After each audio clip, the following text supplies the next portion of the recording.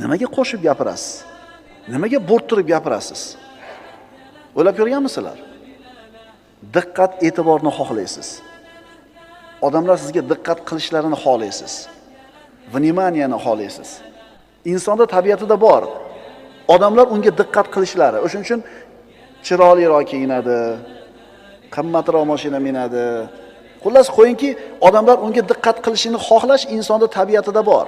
Bizda ham bor musulmonlarda. Like olishda u. Like bosib qo'ying deydi. Like bosib qo'ysa ko'rasiz 100 ta odamga yoqibsiz. Demak, siz ham qadringiz bor ekan. Endi musulmon odam odamlarda like, odamlarda diqqat e'tiborni xohlamaydi. Innama nut'imukum liwajhillahi la nuridu minkum jazaan va la shukura.